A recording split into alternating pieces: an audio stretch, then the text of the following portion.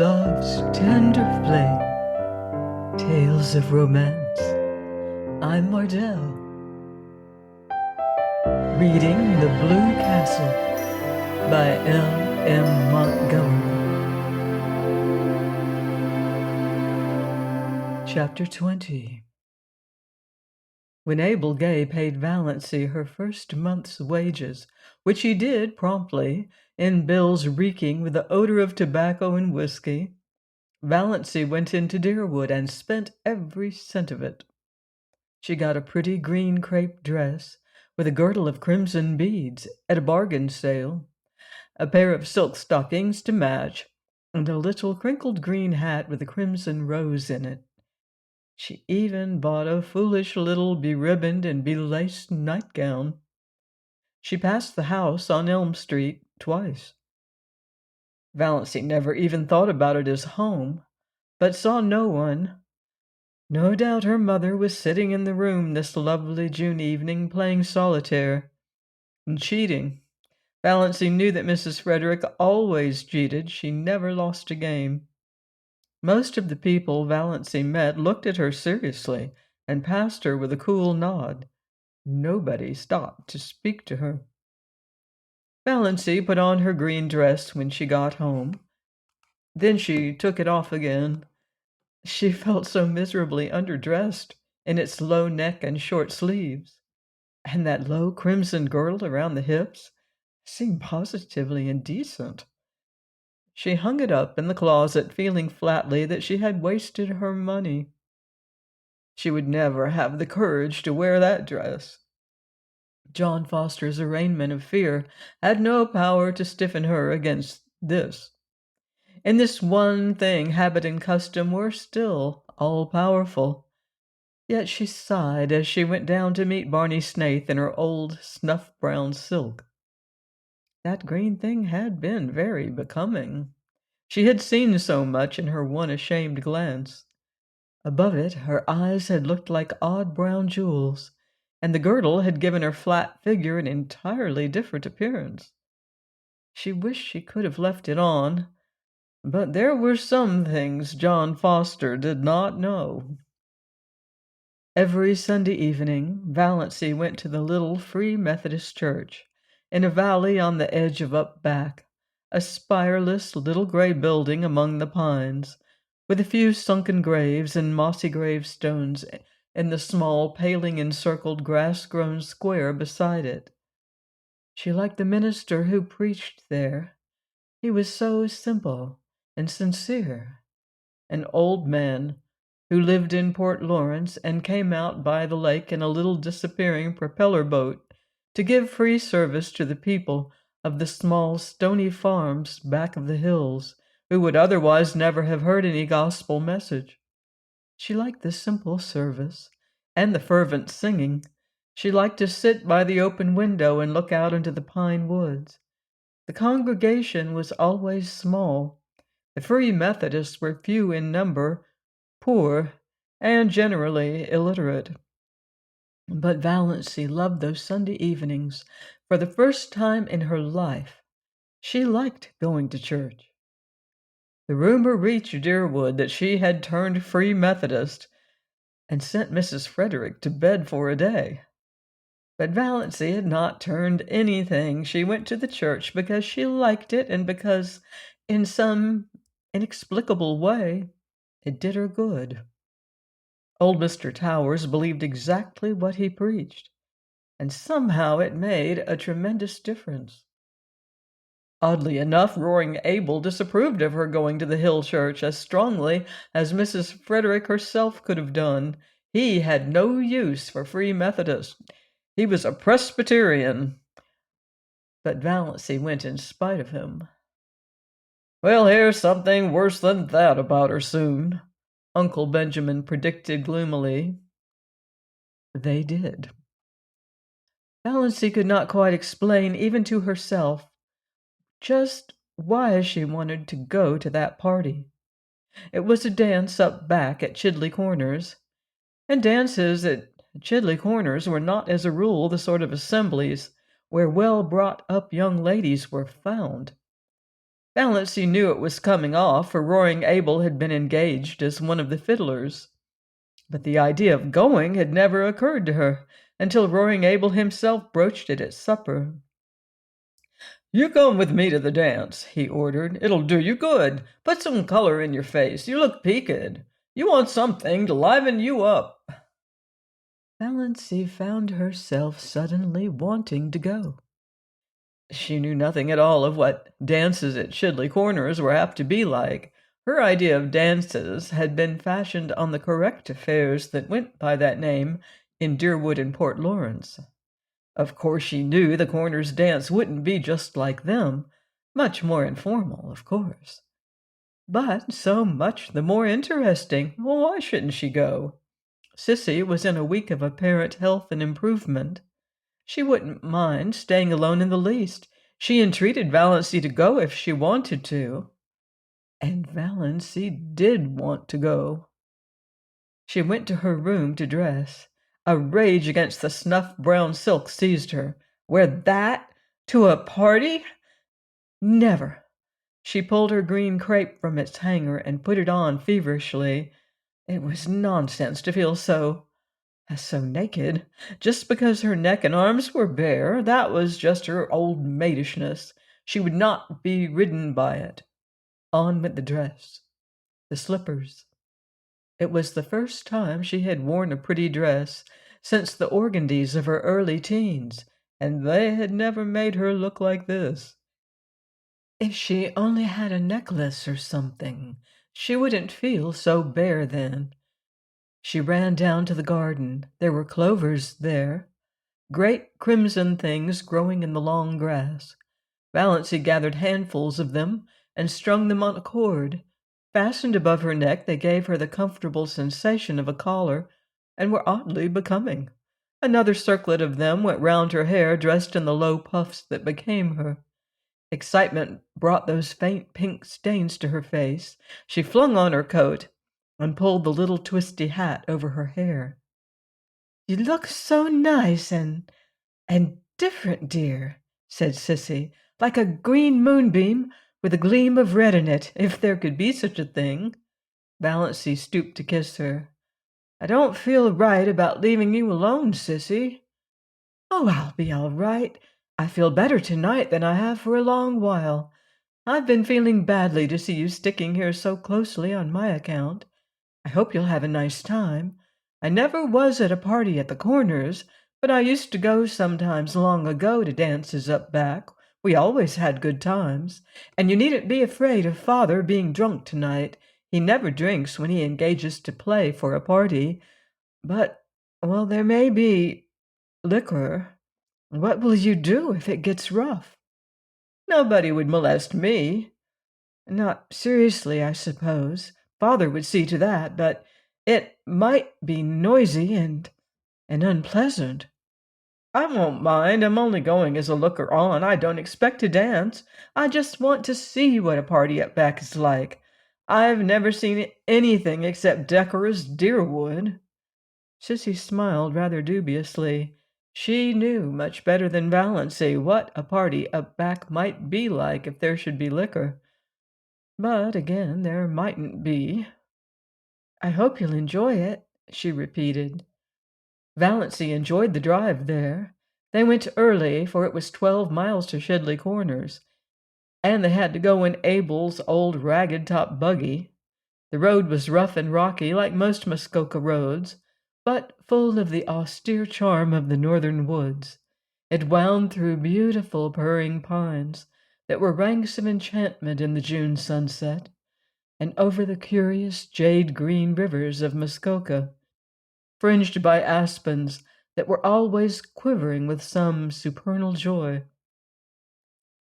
Roaring Abel was excellent company, too. He knew all the stories and legends of the wild, beautiful up back, and he told them to Valancy as they drove along. Valancy had several fits of inward laughter over what Uncle Benjamin and Aunt Wellington et al. Would feel and think and say if they saw her driving with Roaring Abel in that terrible buggy to a dance at Shidley Corners. At first the dance was quiet enough. and Valancy was amused and entertained. She even danced twice herself with a couple of nice up-back boys who danced beautifully and told her she did too. Another compliment came her way, not a very subtle one perhaps, but Valancy had had too few compliments in her life to be over nice on that point. She overheard two of the up-back young men talking about her and the dark lean-to behind her. "Know who that girl in green is?" "Nope, guess she's from out front. The port, maybe. Got a stylish look to her. No beaut, but cute looking, I'll say. Did you ever see such eyes?" The big room was decorated with pine and fir boughs and lighted by Chinese lanterns. The floor was waxed, and Roaring Abel's fiddle, purring under his skilled touch, worked magic. The up-back girls were pretty and prettily dressed. Valancy thought it the nicest party she had ever attended. By 11 o'clock she had changed her mind. A new crowd had arrived, a crowd unmistakably drunk. Whiskey began to circulate freely. Very soon almost all the men were partly drunk. Those in the porch and outside around the door began howling "Come all ye's" and continued to howl them. The room grew noisy and reeking. Quarrels started up here and there. Bad language and obscene songs were heard. The girls, swung rudely in the dances, became disheveled and tawdry. Valancy, alone in her corner, was feeling disgusted and repentant. Why had she ever come to such a place? Freedom and independence were all very well, but one should not be a little fool. She might have known what it would be like. She might have taken warning from Sissy's guarded sentences. Her head was aching. She was sick of the whole thing. But what could she do? She must stay to the end.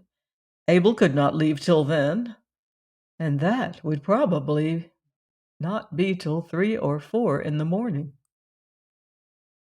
The new influx of boys had left the girls far in the minority, and partners were scarce. Valancy was pestered with invitations to dance. She refused them all shortly, and some of her refusals were not well taken. There were muttered oaths and sullen looks.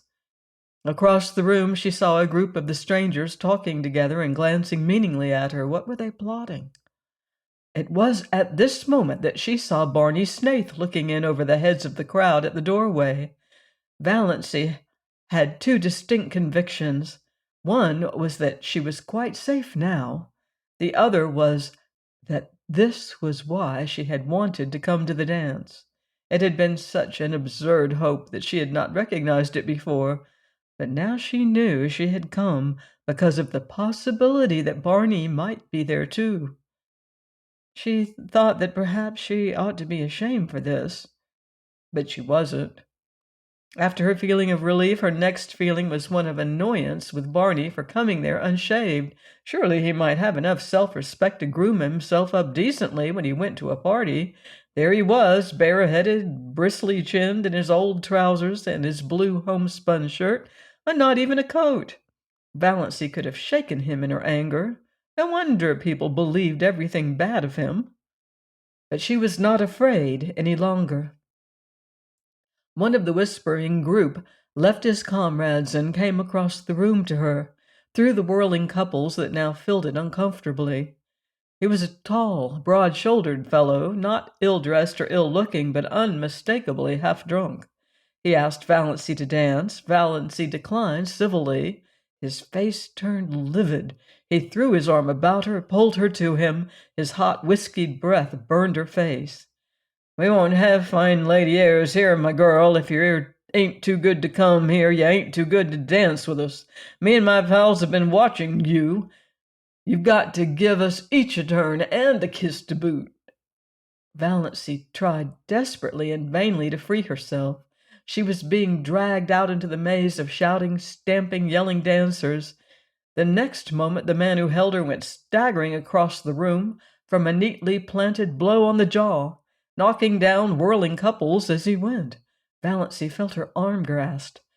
"This way, quick," said Barney Snaith. He swung her out through an open window behind him, vaulted lightly over the sill, and caught her hand. "Quick! We must run for it. They'll be after us." Valancy ran as she had never run before, clinging tight to Barney's hand, wondering why she did not drop dead in such a mad scamper. Suppose she did. What a scandal it would make for her poor people. For the first time, Valancy felt a little sorry for them. Also, she felt glad that she had escaped from that horrible row. Also glad that she was holding tight to Barney's hand. Her feelings were badly mixed, and she had never had so many in such a brief time in her life. They finally reached a quiet corner in the pine woods. The pursuit had taken a different direction, and the whoops and yells behind them were growing faint. Valancy, out of breath, with a crazily beating heart, collapsed on the trunk of a fallen pine. "Thanks," she gasped.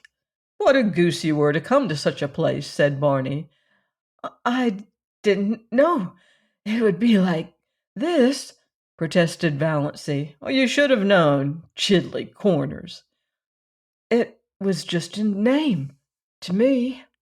Valancy knew Barney could not realize how ignorant she was of the regions up back. She had lived in Deerwood all her life, and of course he supposed she knew. He didn't know how she had been brought up. There was no use trying to explain. "When I drifted in at Abel's this evening and Sissy told me you'd come here, I was amazed and downright scared. Sissy told me she was worried about you, but hadn't liked to say anything to dissuade you for fear you'd think she was thinking selfishly about herself. So I came on up here instead of going to Deerwood." Valancy felt a sudden, delightful glow irradiating soul and body under the dark pines. So he had actually come to look after her. "As soon as they stop hunting for us, we'll sneak around to the Muskoka Road. I left Lady Jane down there. I'll take you home. I suppose you've had enough of your party." "Quite," said Valancy meekly. The first half of the way home, neither of them said anything. It would not have been much use. Lady Jane made so much noise they could not have heard each other. Anyway, Valancy did not feel conversationally inclined. She was ashamed of the whole affair, ashamed of her folly in going, ashamed for being found in such a place by Barney Snaith, by Barney Snaith, reputed jailbreaker, infidel, forger, and defaulter. Valancy's lips twitched in the darkness as she thought of it, but she was ashamed. And yet she was enjoying herself, was full of a strange exultation, bumping over that rough road beside Barney Snaith. The big trees shot by them. The tall mulleins stood up along the road in stiff, orderly ranks, like companies of soldiers. The thistles looked like drunken fairies or tipsy elves as their car lights passed over them. This was the first time she'd ever been in a car. After all, she liked it. She was not in the least afraid with Barney at the wheel. Her spirits rose rapidly as they tore along. She ceased to feel ashamed. She ceased to feel anything except that she was part of a comet rushing gloriously through the night of space. All at once, just where the pine woods frayed out to the scrub barrens, Lady Jane became quiet. Too quiet. Lady Jane slowed down quietly and stopped. Barney uttered an aghast exclamation, got out, investigated, came apologetically back. "I'm a doddering idiot. Out of gas. I knew it was short when I left home, but I meant to fill up in Deerwood. Then I forgot all about it in my hurry to get to the Corners." "What can we do?" asked Valancy coolly. "I don't know. There's no gas nearer than Deerwood, 9 miles away. And I don't dare leave you here alone. There are always tramps on this road. And some of those crazy fools back at the Corners may come struggling along presently. There were boys there from the port. As far as I can see, the best thing to do is for us to just sit patiently here until some car comes along and lends us enough gas to get to Roaring Abel's with." "Well, what's the matter with that?" said Valancy. "We may have to sit here all night," said Barney. "I don't mind." said Valancy. Barney gave a short laugh. "If you don't, I needn't. I haven't any reputation to lose." "Nor I," said Valancy comfortably. Please join me next time for another romantic chapter of The Blue Castle by L.M. Montgomery, here on Love's Tender Flame. Until then, love deeply and live beautifully.